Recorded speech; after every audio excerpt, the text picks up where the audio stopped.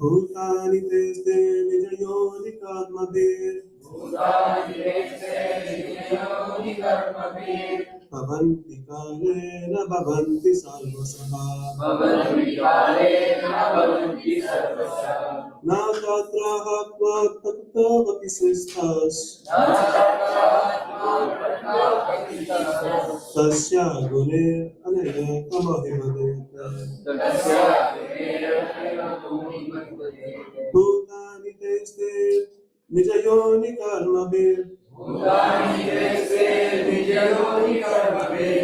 Bhavanti kale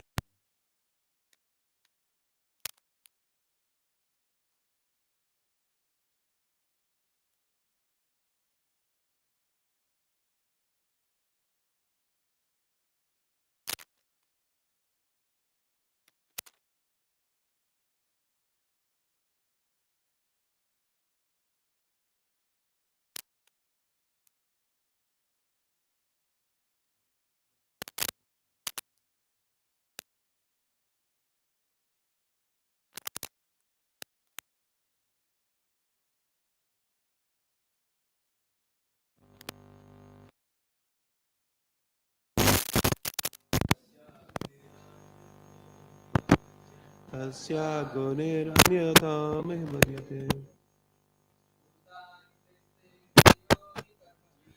Bhutani teste nijayoni karmabir Bhavanti kalena bhavanti sarvasaha Antam vitistas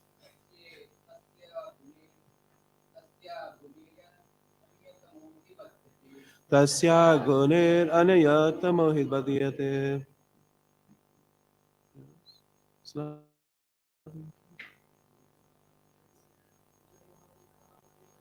Bhutani teste nijayoni karmabir Bhavanti kalena bhavanti sarvasaha Na tatra hatma prakrata pististas Tasya gune anyatamo hibadyate. Ladies, Mataji's. Try, anyone? Okay. Word for word for word. Bhutani, all the bodies of the living entities. They their own respective Nijayoni, causing their own bodies. Karmabhi, by past activities. Bhavanti, appear. Kale, in due course of time. Na bhavanti, disappear. Sarvasaha, in all respects. Na, not. Tatra, there. Ha, indeed. Atma, the soul. Prakratu, within this material world. Api, although. Stitha, situated. Tasya, of her, the material energy. Gune, by different modes. Anyatama, most different. He, indeed. Hadyate, is bound. Translation by Srila Prabhupada. Every conditioned soul receives a different type of body according to his work. And when the engagement is finished, the body is finished. Although the spirit soul is situated in subtle and gross material bodies in different forms of life, he is not bound by them, for he is always understood to be completely different from the manifested body. So repeat after me. Every conditioned soul receives a different type of body according to his work. And when the engagement is finished, the body is finished. Although the spirit soul is situated in subtle and gross material bodies in different forms of life, he is not bound by them, for he is always understood to be completely different from the manifested body. So now we'll read the purport by Grace A.C. Bhaktivedanta Srila Prabhupada Ki Jai, Divine Grace. Here it is very plainly explained that God is not responsible for the living entities accepting different types of bodies. One has to accept a body according to the laws of nature and one's own karma. Therefore, the Vedic injunction is that a person engaged in material activities should be given direction by which he can intelligently apply his activities to the service of the Lord to become free from the material bondage of repeated birth and death. Swakarmana apacharya siddham vidhati manava. The Lord is always ready to give directions. Indeed, his directions are elaborately given in Bhagavad Gita.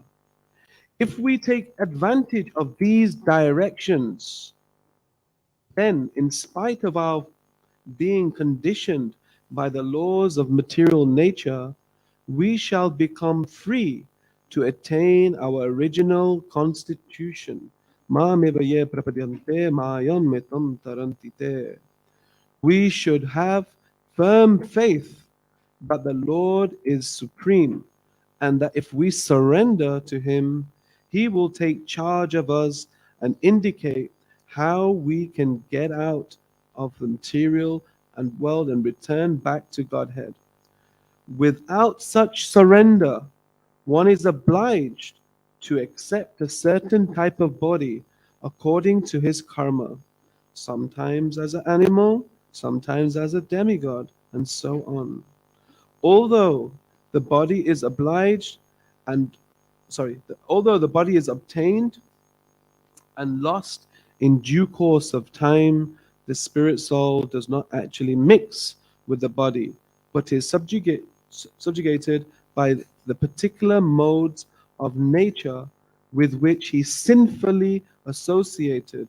Spiritual education changes one's consciousness so that one simply carries out the orders of the Supreme Lord and becomes free from the influence of the modes of material nature. Namo Vishnu Padaya Krishna Pastaya Bhutale Srimati Bhakti Vedanta Swami Nitinamine Namaste Saraswati Deve Gauravani Pacharine Nirvishesha Shunyavadi Paschatata Deshatarine Jaya Shri Krishna Chaitanya Prabhu Nityananda, Shri Advaita Gadadhar, Shri Vasari Gaura Bhakta Vrinda.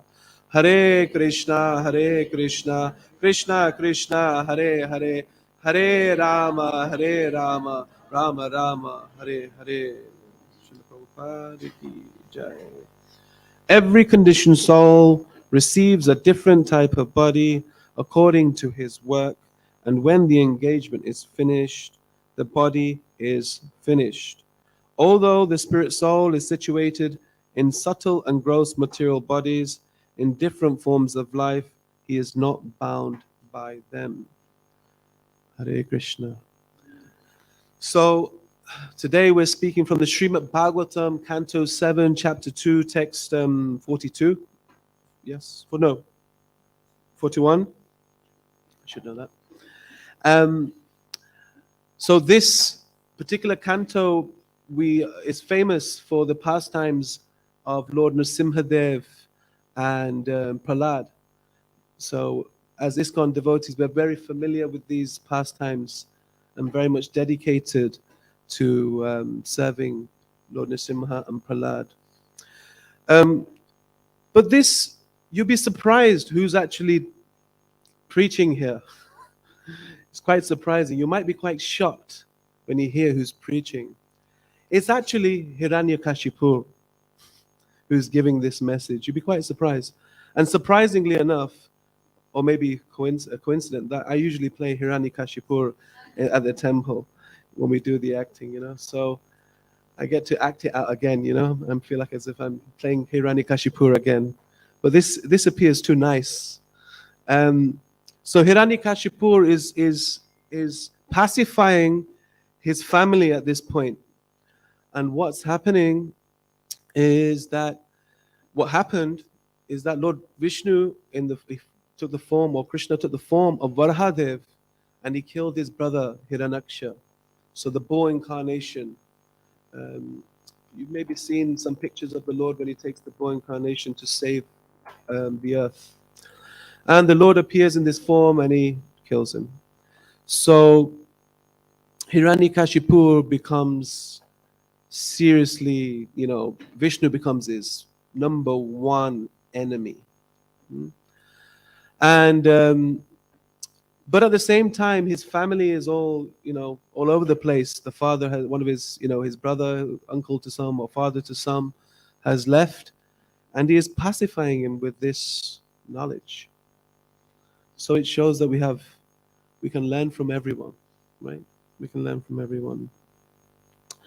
So when we read this purport, which I think is very wonderful, that Prabhupada very nicely explains. Where's this verse from? Yes. So the first point that Prabhupada makes in the purport, he says, here it is, plainly explained that God is not responsible for the living entity accepting different types of bodies. Have you ever wondered why you have a bad hair day? Have you ever wondered why your ears may not be the same size as someone else that you wanted? Have you ever wondered why my nose is a little bigger than most? Have you ever, you know, all these things, you know, we wonder, why don't I not look like her on this picture, you know? What did I do wrong? Why did God not create that for me? You know, why did he not do that? Why did he not arrange that? So not just the way we look, or just, you know, everything that comes to us is according to our karma. So as we know in the Bhagavad Gita, Krishna explains these three concepts of the soul desiring, material nature acting, and Paramatma himself sanctioning. Yeah. So sometimes we wonder, you know, how's this all happening? You know, what is the soul doing? So the soul is simply desiring. Is desiring. And material nature is doing all the work. And Krishna is sanctioning. So the soul like what can we do? We can simply desire. So if I lift up this chadar, is that me, the soul, or is it material nature? Any ideas? Any guesses? Would you say it's me or material nature? Okay, you like realize souls in here. Okay, good. So, and the Lord sanctions for this material nature, this body to operate, right? He sanctioned it. So the soul is desiring, material nature creates and does all the work, and the Lord sanctions. Just as if, if I gave you all a recipe to make some cookies, which I've done before, of course, and I give you the same ingredients, but I can assure you that every cookie will taste different, right? I think we've already realized that at the cookie competition we had, right? Some cookies were gooey, some cookies were really good, some cookies missed out on sugar, and every cookie had a different taste. So in the same way, whatever ingredients we put in life is what creates our next body. So karma, the word karma comes from the Sanskrit word called kri. And kri means to create. So simply by performing karma, good, bad karma, it leads to creating some more time in this material world. So Prabhupada, in the next few lines, he says, therefore, the Vedic injunction is that a person engaged in material activities, so karmically engaged in good and bad activities, should be given directions by which he can intelligently apply his activities to the service of the Lord to become free from material bondage of repeated birth and death. Swakarma tam apicharya sudam pidati manava. The Lord is always ready to give directions. Indeed, his directions are elaborately given in the Bhagavad Gita. So can anyone think of any key verses, or you can remember, even if you can't remember the next page, remember the Sanskrit, but some pointers that what Krishna says, some key directions from the Bhagavad Gita to destroy this bondage of karma, of good and bad karma. Does anybody remember any verses? Or anything? Okay. And the translation for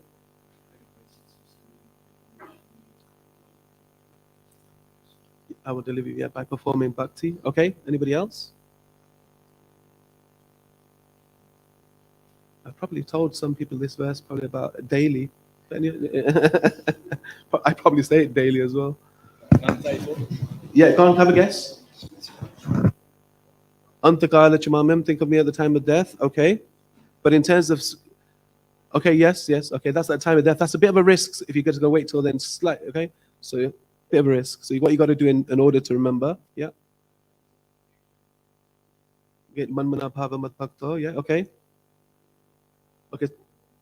yeah. That's what I was looking for, of course. Sarva dharmam parityaja mam ekam sharanam jaham tavam sarve papibhyo bhakshema sucha. So what does Krishna say? He's specifically talking about destroying one's karma. Just directly. Of course, there's all the verses you said were very much correct, but I'm just getting very direct. So Krishna says, Sarva dharmam parityaja. So he says, give up all varieties of religion. Sarva dharma parityaja. Mam ekam sharanam bhaja. Mam ekam, so it means me alone. Sharanam, take surrender to me alone. Just Krishna. I will deliver you from all sinful reactions. Do not fear.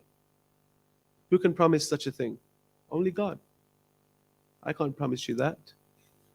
I can promise, that Krishna. I can guarantee that Krishna promises, but I can't promise that Krishna. I can't promise you that I can't make such a statement. But Krishna, because he's God, he can make such a statement. So You may wonder, well, he's referring here to sinful. He uses the word sin, but karma has two sides to it. Sin is the bad karma, and it has good karma. So what about the good karma? Does he destroy that too? Well, in chapter 4, he clears that up in the Bhagavad Gita as well.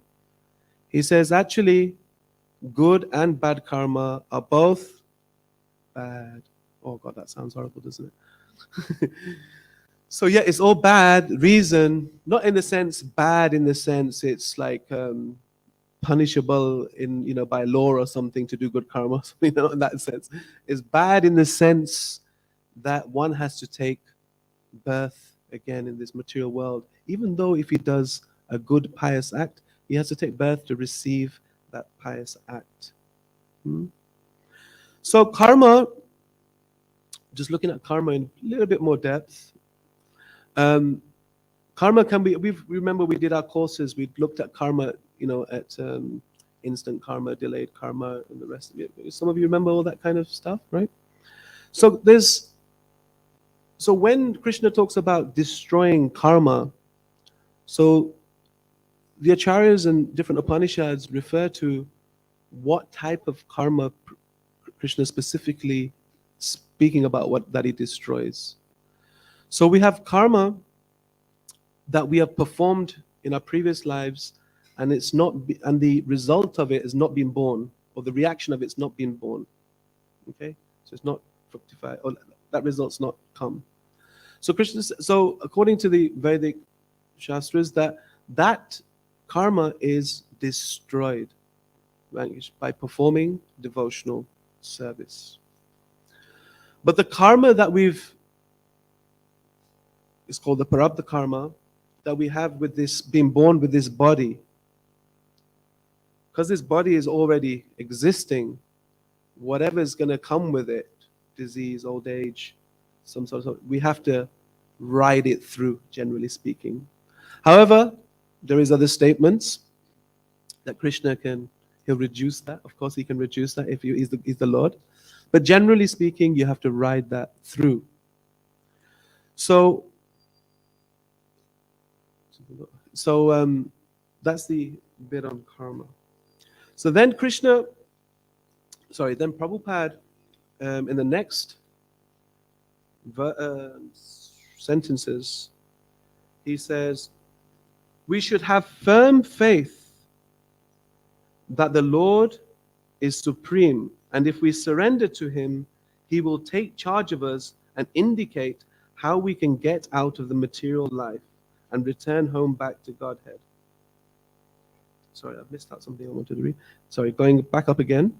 If we take advantage of these directions, so the key word for me was advantage, then in spite of our being conditioned by the laws of material nature, we shall become free to attain our original constitution. We should have firm faith that the Lord is supreme, and that if we surrender to him, he will take charge of us and indicate how we can get out of this material life and return back home, back to Godhead. So take advantage was something that really stuck out for me, how to take advantage. So I'm going to give you it's a little made up story, but it involves Albert Einstein. Okay. So once there was this, and a Gujarati, okay, that kind of, I've never heard a combination with Albert Einstein and a Gujarati, okay. So I'm going to tell you a story about a Gujarati businessman and Albert Einstein on a plane, okay. So Albert Einstein was next to this Gujarati businessman, and he thought, hey, you know what? I'm Albert Einstein. I'm so intelligent. Let me give this Gujarati businessman a run for his money. So he goes to the businessman and he says, Mr. Gujarati businessman, if I ask you a question and you get it right, I'll give you my money.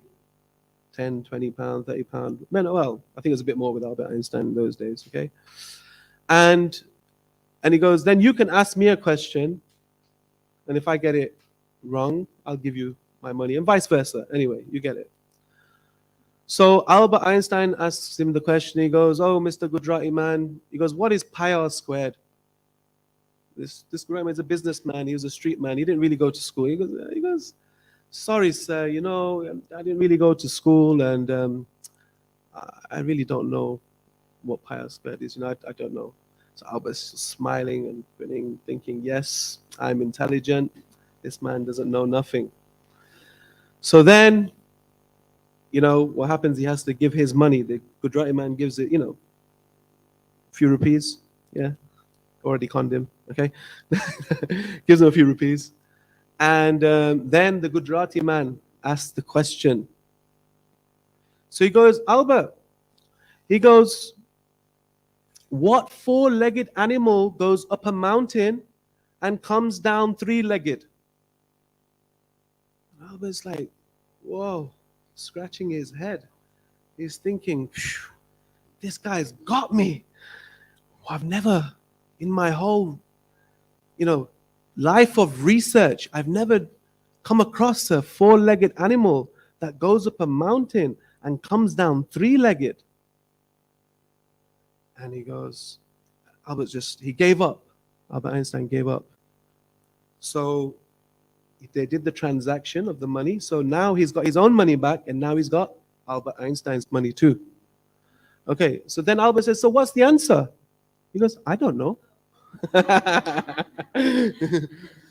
So he took advantage. So the point was, obviously, we should not take advantage in that way. That was a bit, you know, conniving.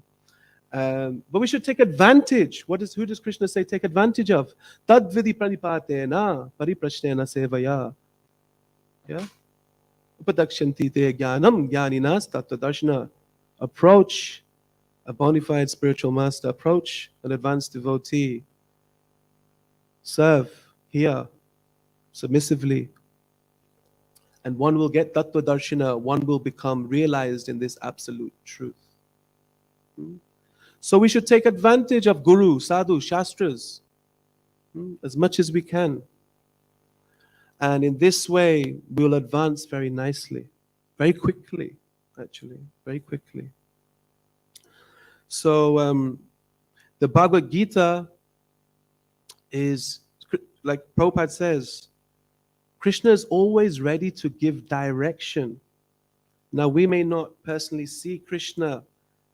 Well, of course, Krishna is here in the deity form, but sometimes we may wonder, well, how do I kind of see Krishna?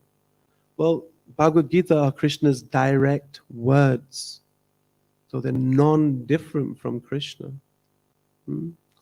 So there's a little story about this young boy where his parents send him on a train for the first time. He's only like 10, 12, 13 years old, and he's going on a train trip. And he's quite fearful.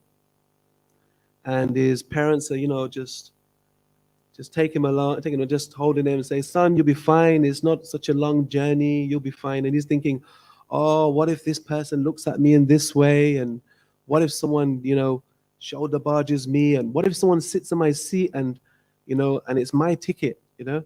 And now what am I going to say to them? So he's got all these kind of issues going on in his mind. But his father gives him this slip. He says, son, if you ever feel in fear whilst you're on this train, and if you ever are worried or concerned about anything, if someone upsets you, just pull this slip out and read it, and I assure you, you'll be fine. So the young boy, he gets on the train, and he, you know, 1 hour goes, 2 hour goes, 3 hour goes, and then this guy looks at him, gives him a dirty look. And then this other guy says, that's my seat. And he's just getting, and he knows it's his seat. And all that's going on the train. And he's just getting stressed out. And he remembered, my dad put this slip in my pocket. And he pulls out the slip, and it says, son, I'm just in the next cabin. So that's like Krishna. He's just there. He's so close. With the Bhagavad Gita as the Paramatma, the deity. He speaks through the devotees. He's present. So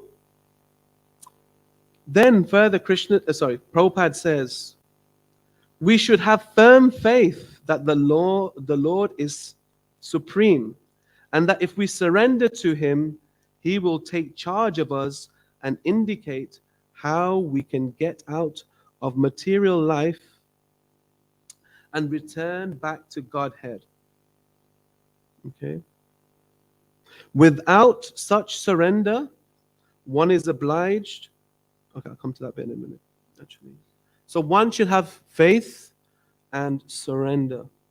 That's what Prabhupada is indicating. One should have. So how can we develop that faith? Well, exactly what you've done over this weekend. Okay? Regular hearing, chanting, asking questions, serving. These are the ways we can develop nice faith. But surrender has some symptoms, so you'll know when you are becoming more and more surrendered. And some of them are that you experience or realize that Krishna is the maintainer. Krishna is my protector. Now, anybody got any ideas of what it would mean in your life to accept Krishna as your maintainer? How would you, give me maybe a scenario, go on, spit.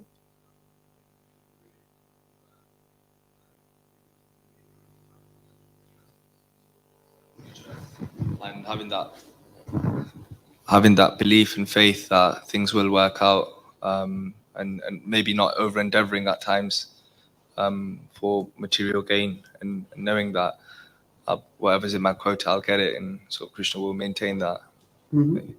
Okay, so you become more accepting to that, more realizing, understanding that Krishna is the controller. Krishna will take care of all my needs. Okay, so that's a good example. Anybody else got an example of how Krishna is the maintainer? Or what about Krishna's the protector? How would you? I guess that's a bit easier. Any ideas of how you would see Krishna in your life as your protector? Have anyone had any experience of Krishna being their protector? Sorry?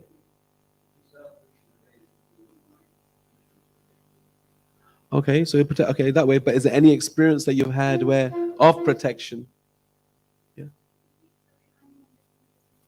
Okay, keeps on. Okay, that's a good protection. I'll stay away. Okay. Sorry.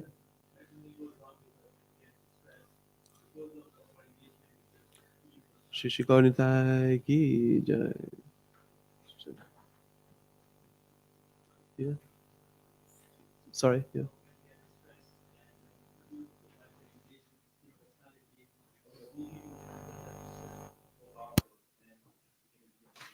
Yeah. Good. So some of you may have. I'm going to give you some experiences in my life, just a couple. Not too long. Do we have till 8:30? Is that right? Yes. Okay.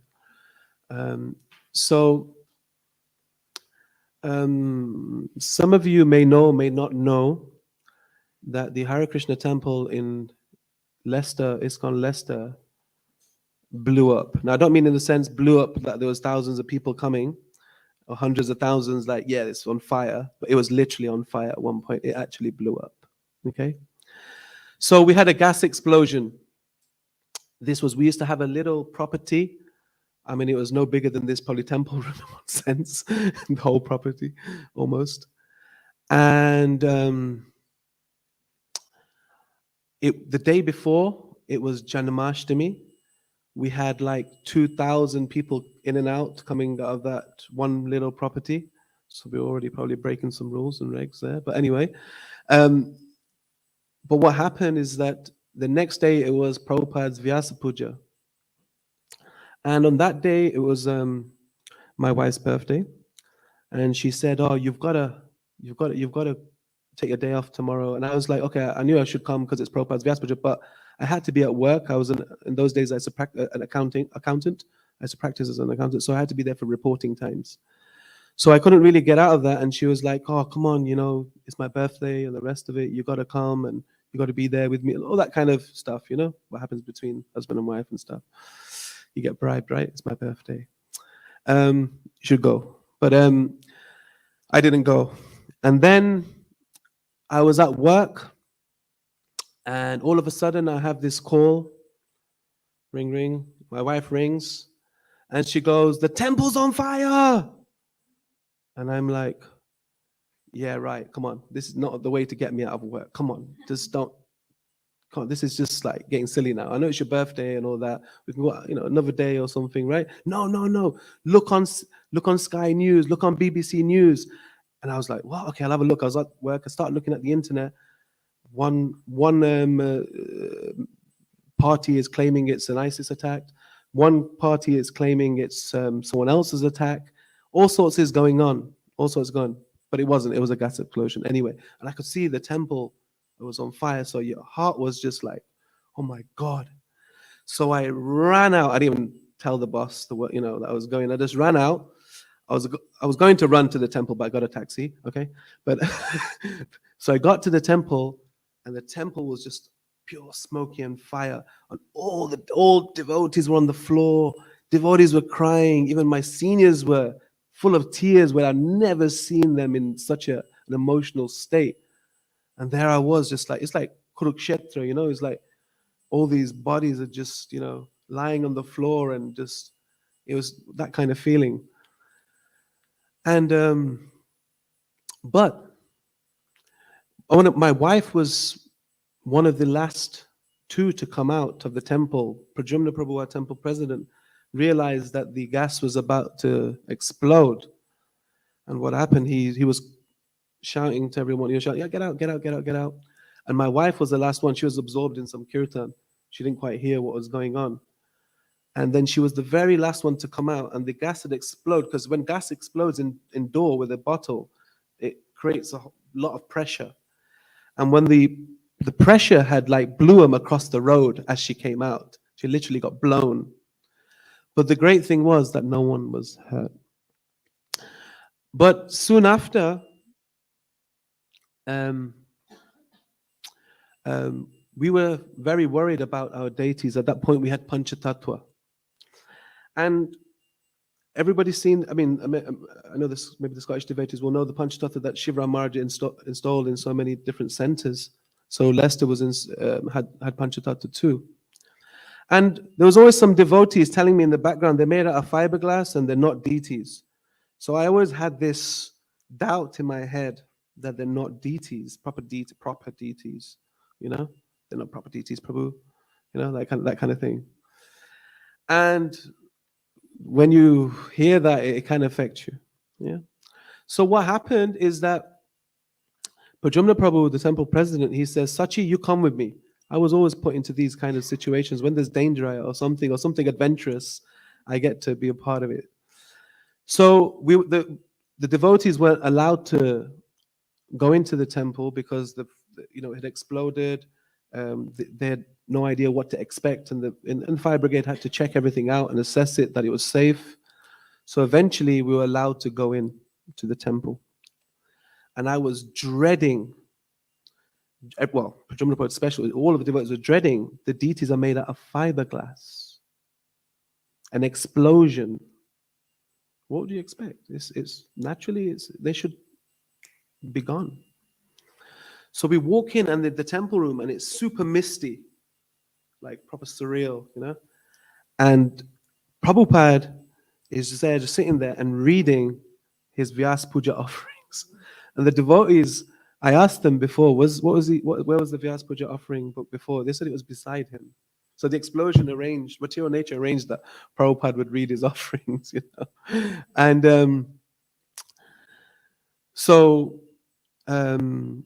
then it came to the altar. Okay, I've got this fly that really likes me. Okay. Huh? Where's the garland? Okay, I'll take the garland off actually. Maybe I'll leave that there. Yeah. Okay, you play there. Okay, good. Right. So then the temple curtains were closed because the devotees were taking prasad, because we used to take prasad in temple room because the temple was never big enough. And so here it was. It was me at the front, Prajumna Prabhu, and the fireman. And what happened is the curtains opened, and there it was. There was Panchatattva with their garland on, not a petal fallen, their glasses still, and the wall behind was blown out like that much from its normal its position. And the fireman goes, "It's a miracle." He knew it's a miracle. So the fact that nothing happened, Krishna is the protector. Nothing happened to the devotees. And in the end, what happened? We got Granby Street, which is about, I don't know, 35 times bigger, maybe, or maybe 50 times bigger than our temple. So we see it as Krishna wanted to, he just blew up the place to get out, you know? He wanted to go somewhere bigger. So then when we're on the journey to get this new temple, there was many options out there, but nothing really we were inclined to. And but something then, Prajanapur came across this beautiful grade 2 listed building in the city, right bang in the city, HSBC building, the bank. And the original price of that was 1.1 million or something. And we thought, okay, that's not so bad, 1.1 million. But then I looked at the bank balance. I said, probably we're quite far from 1.1 million here. You know, this is still a big number. And anyway, somehow with some discussions, we got down to some 800,000. The replacement value of this, anyway, I'll come to the replacement value in a moment, was 800,000. So we managed to we had two donors, one for 500,000 and one for 300,000. The 300,000 one was, very easy to serve and support. The 500,000 one, I would go with weekly samosas, okay? I'd go and see with samosas, sometimes kachoris, sometimes dokra, and we'd look at these spreadsheets and we'd discuss numbers, and it'd be, he'd want to see the numbers. How are you going to do? How are you going to maintain this place rightfully if he's going to give 500,000?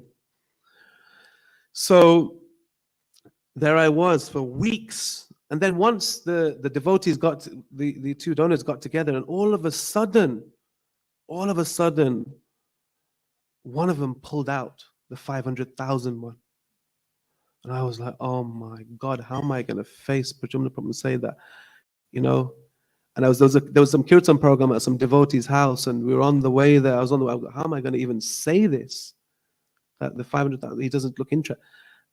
Before I'd even got there, he knew. Someone had already phoned him, or something had already happened, that this 500,000 pound donor is backed out. And I was like, Prabhu, how are we going to do this? We've got to get him back. We've got to do something. We've got to maybe give him some special samosas, maybe some pizza samosas or something. It's got to, pizza filling or something, make something new, And he was like, are you depending on him? Or are you depending on Krishna? So then I just okay, an awakening. We hear this all the time, depend on Krishna, don't depend on it. But at that moment, it was a serious awakening for me. Krishna's the maintainer. I'm not the doer. Prakriti kriyamanani gune karnani sarvas ahankara vibudatma kartamiti manyate. I'm not the doer. Krishna's the doer. Well, material nature doer, Krishna sanctions. So this happened, and then eventually what happened is amazing. Krishna's amazing. He's definitely the maintainer. That with some talks with HSBC, there's a few more things happening in some more detail. We ended up getting that building, which had a replacement value of 11 million for 350,000 pounds. You can't even buy a house in Leicester with 3-bedroom for 350 nowadays. Okay? So Krishna is the maintainer. Krishna is the protector. And when we endeavor in surrendering, in an endeavor in this process, we'll have these experiences of Krishna, how he maintains and how he protects. Hmm? So it's all an adventure. It's actually very exciting. Okay. So the next sentence, Prabhupada says, without such surrender, one is obliged to accept a certain type of body according to his karma, sometimes as an animal, sometimes as a demigod, and so on. So if we don't endeavor in this process, then due to our karma, good and bad karma, we'll simply attain another material body. And why is that? Why is that we're going to attain? What's the reason? Is because we still want to enjoy this material world. We still want to have some gratification. We've still got some deep desires that we can't manage because we want to enjoy something. So there's this story about this cake I heard from in Mumbai. There was some visitor at the temple. He heard that these Hare Krishna cakes were awesome. Of course they are. The cakes are super here. And he really wanted to taste a Hare Krishna cake. And he goes to the temple, and there's a whole feast. And what happens is that he skips the feast and he goes straight for the cake. So he looks at the cake and he looks at it from one side and he goes, "Oh, you're so beautiful. You're looking gorgeous." And he takes a bite, but immediately spits it out. He's thinking, what's going on? So he waits for a bit and he's like just baffled for a bit. But then he sees the cake from another side, another angle. And he says, "Whew, those strawberries and cream, you look beautiful. You look gorgeous." Takes another bite. Ooh. Again, the cook forgot to put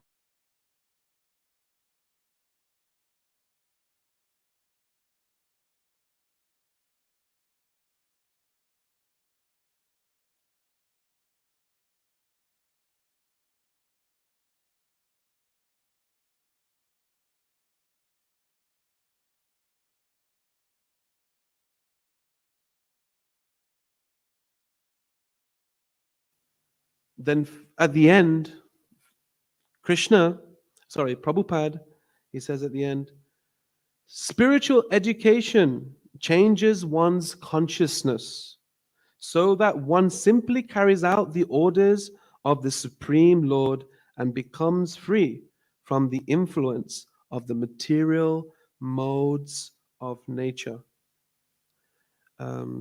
So Prabhupada here clearly says, by spiritual education, and that's what we've all been going through here through the College of Vedic Studies, and Prabhupada, when he set up ISKCON, his first purpose of ISKCON is to systematically propagate spiritual knowledge to society at large and to educate all people in the techniques of spiritual life in order to check the imbalance of values in life and to achieve real unity and peace in this world. So the courses that we have done is in order to fulfill the order of Prabhupada, to systematically propagate the teachings of Bhagavad Gita, of Krishna. And I congratulate all of you for doing these courses and being on this journey. And please continue to be on this journey. Thank you very much for today. Hare Krishna. I think it's like 3 minutes left or 2 minutes left. If anyone has any comments, corrections, we have our Exalted Temple President in here as well. So Prabhu, if you'd like to correct any corrections, any comment. Okay. Thank you very much. Any questions from anyone? Yes, Priya? Oh, I was also a part of that adventure. Okay, I'll tell you privately. I don't want to say this one publicly. It's quite exciting. Maybe we'll say, because we're recording. Are we online? Yeah, okay. I'll skip that one for now. I'll give you this story maybe a bit later before we leave. Is that okay? Yeah? Okay. I'm known to be a thief, but anyway, okay. All right. I think we'll end there. I think Devo is that, yeah? Is that right? I think so. Is that correct? We can do more questions later, surely. Srila Prabhupada ki jai, Shri Gaunitai ki jai, ISKCON Scotland ki jai, Gaura Premanande, Hari Hari Bo.